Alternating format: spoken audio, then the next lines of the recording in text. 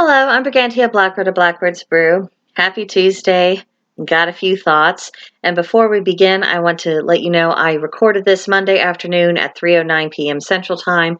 So by the time this posts, 5 a.m. Tuesday morning Central Time, this could all be completely out of date and irrelevant. So on that basis, let us proceed. What on earth is going on? The events of the last 7 days have really been something, haven't they?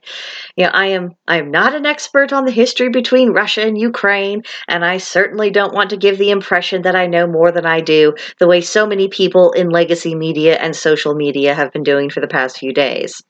But I have a lot of questions.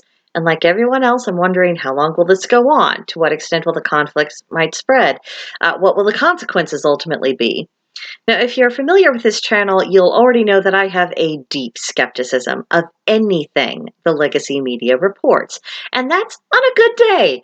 I think I could probably trust these institutions to acknowledge that rain is wet, but it isn't difficult to imagine one of those yahoos saying, well, actually, and then try to convince people that rain isn't wet, that it's dry. If it suited them, if there was some kind of political advantage to it. I mean, that's where I'm at with these people. So when I'm trying to find out, just what's happening and why. I mean, there's conflicting reports, propaganda absolutely everywhere. There's doomsayers, and then there's wishful thinkers, which the wishful thinkers get on my nerves, I think, as much as the doomsayers, if not more. And then you have the memes galore, because that's an appropriate response to a conflict of this kind. Memes, sure, okay. And I just find it incredibly frustrating to have absolutely no sense of what's happening during such a serious event, especially one that could have such widespread repercussions, at least potentially. I do not like it. But regardless of whatever machinations are going on, in public or behind closed doors amongst the tyrants themselves, the tyrants who are currently in power, the only thing that I think is beyond dispute is that the Ukrainians are standing up for themselves, and they're showing themselves to be resolute in the face of the Russian army. And that's not a small thing. There's incredible courage. And I have profound respect for anyone who's willing to fight and defend their home. That's an honorable thing to do.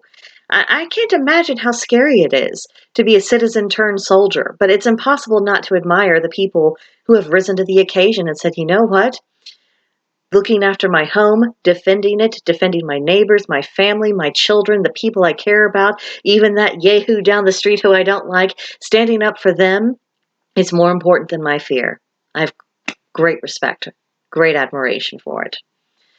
Now, among the reports that are generally agreed to be accurate, and a grain of salt for what that's worth, it does seem that the military and the civilians are doing what they can to fight back where they can, taking up arms, making Molotov cocktails, collecting supplies, passing on intelligence, reaching out to tell the story to the rest of the world, which it's amazing that's still happening. But if it's Putin's goal to essentially reassemble the nations that comprise the former Soviet Union, I think he's by now getting the impression that not everybody's on board with this plan. It's like the guy who thinks he can just swoop back into an ex-girlfriend's life and pick up right where they left off, as if nothing ever happened. But then the ex-girlfriend isn't having it, and just looks him dead in the eye and says, "Dude, we broke up. I cut my hair, I changed the locks, and I'm dating another guy. We are not getting back together." That is the message that Putin is getting from Ukraine, to put it down into everyday terms. That's what he's getting.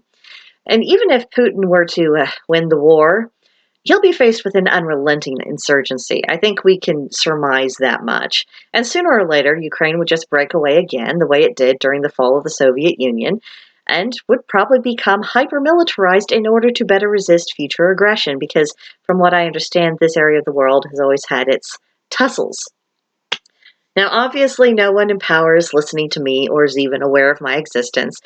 But let's just amongst ourselves talk about whether or not it's in the interest of other nations to enter the conflict militarily, because there's a great deal of debate over this, and for good reason. And I'm not necessarily advocating for anything in particular, because I don't have any solid information, as I previously stated, and I don't trust people who are declaring their views as if they are presenting solid information.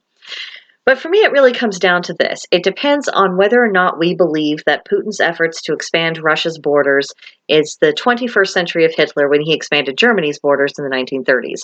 Are we looking at the same thing?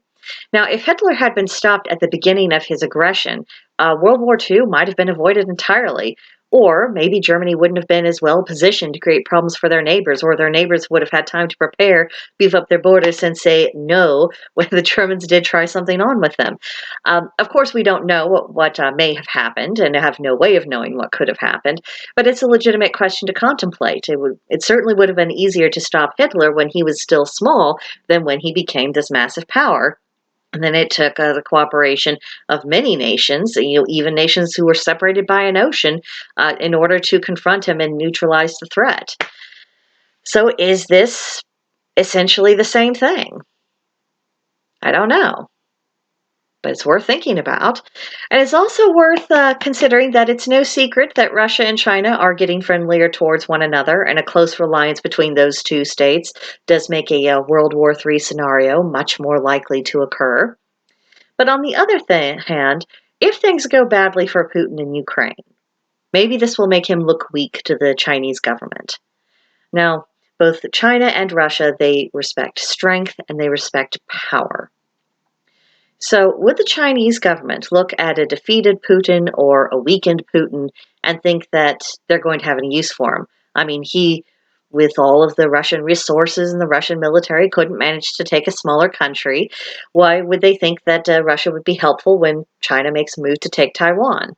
I think anything that creates distance in the relationship between Russia and China is probably going to benefit the rest of the world. I don't think it's going to help anyone, not even the Russians or the Chinese, in order for them to become closely aligned. I don't. No, I don't think that'd be a good scenario. And of course, it's possible that Putin isn't actually pulling a modern day Hitler. I don't know. And judging from the discourse of the talking heads in media, I don't think they know either. And certainly, I don't think that the dementia patient who's in the Oval Office has any ideas worth hearing. Of all the times to have a weakling in office, and not just a weakling, but someone who is a mentally incompetent weakling. Bad form, horrible. I hope the Biden voters are proud of themselves. This is the price you pay for not having to worry about mean tweets and electing someone who you think is safe. Weak politicians cost lives, which is a hell of a lot worse than tactless remarks.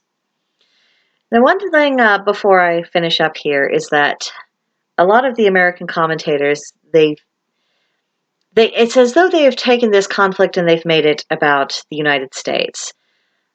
Now, like I said, I don't know what's going on in the halls of power, but as far as, the Ukrainians on the ground who are simply defending their homes, I think if you were to interview any one of them right now, they would say that this war isn't about America, it isn't about us, and that the world doesn't actually revolve around us and what we think. And I think that would be worth bearing in mind.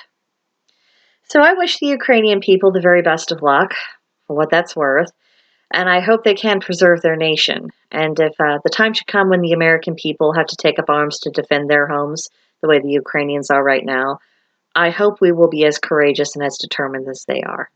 I hope.